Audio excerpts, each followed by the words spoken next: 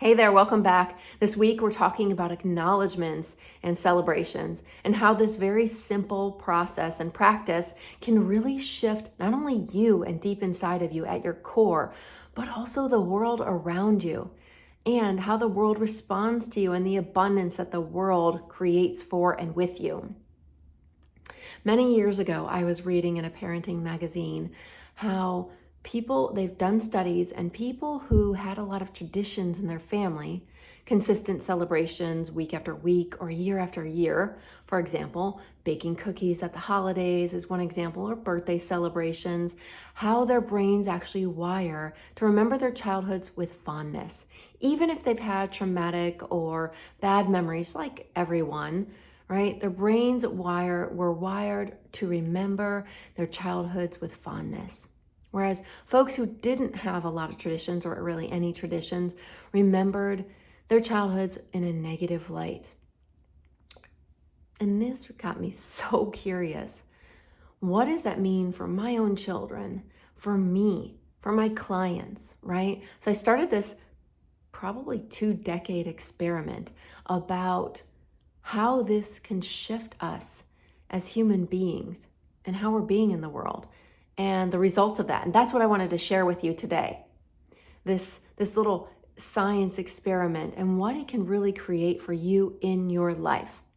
So first of all, what are acknowledgments? Acknowledgments are not compliments. That's what I want to say first of all. It's not like, hey, you look good today, or I really like that shirt I'm wearing, or I look fit in this mirror. Compliments are sort of like a level 1 or level 2 way of interacting with oneself and with others. Acknowledgments are something at a deeper level. They're looking at who you're being in the world. That could be even just a simple interaction with your child or with a significant other. My child comes to me and asks me a question, or my colleague, and instead of answering them, I ask them a thoughtful and deep question that really gets them to their own sustainable answer.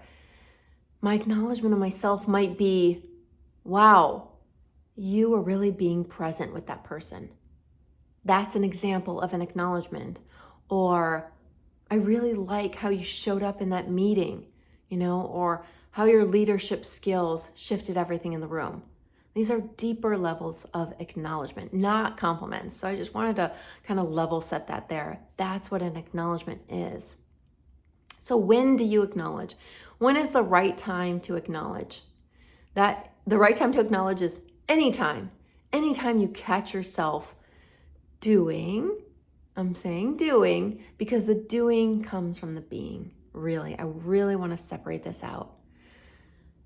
You can acknowledge yourself for doing things, and it is important to acknowledge yourself for doing things. And I want you to look deeper into who you're being or how the doing came from being. Now, what does this mean? I can go and walk my dog, and that's a doing thing. And I can acknowledge myself for that. I got some exercise, I took care of the dog, I was in integrity, I did what I said I was going to do. And I can also walk the dog and be very present to the dog. I can be present to nature around me. I can look at my neighbors and smile and say hi. I'm really doing the same thing, but I'm in my beingness. That's a deeper level of acknowledgement. And I can do this anytime, all the time. And I really encourage you to stop and kind of write this down and keep track of it. So that's the right time to acknowledge yourself. It's anytime. And that's the difference between acknowledgement of doing and acknowledgement of being. And this really, really matters. And I'll tell you why in a minute. But first, we're going to talk a little bit about how does celebration fit in. Acknowledgements are kind of like the stairs on your staircase of life. And celebrations are the landings. Celebrations are when you get a bunch of acknowledgements together, or even just a few acknowledgements together, and you celebrate. It could be something small. It could be something huge. It could be, just like in that example, I walked my dog every day this week and I was really present with him.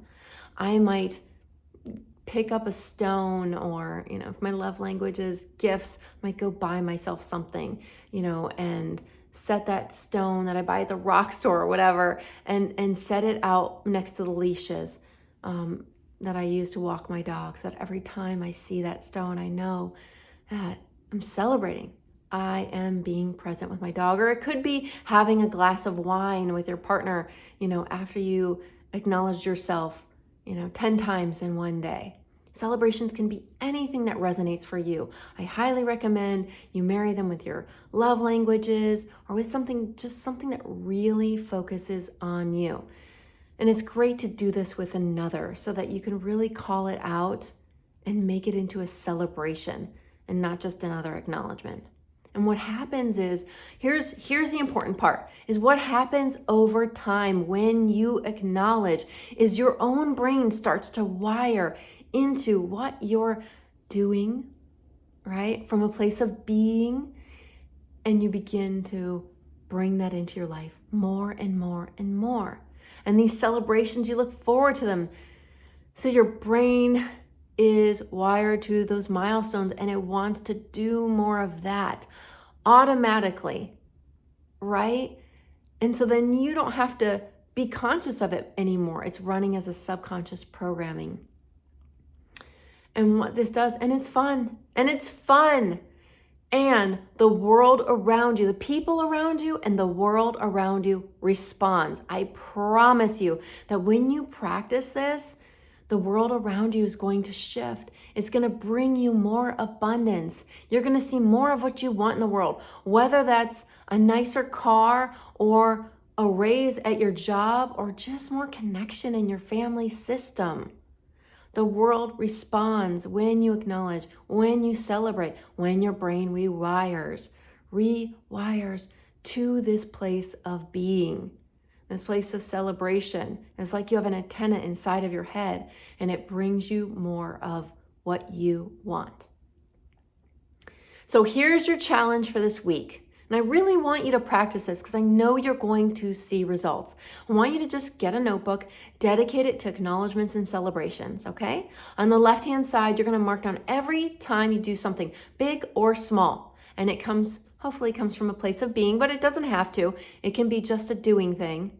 And on the right-hand side of the paper, on the notebook, I want you to write how you are celebrating that. It could just be, I looked in the mirror and I just said, you go girl, or you go guy, on the right-hand side. So left side, acknowledgement, right side, how you celebrate it. And I want you to keep track every day for a week or two and see how you feel at the end. I want you to go back and read this and review it and see how you're feeling at the end of the 1 or 2 weeks, and then see what's happening out in your world and mark it down. And I really want to hear how this goes for you.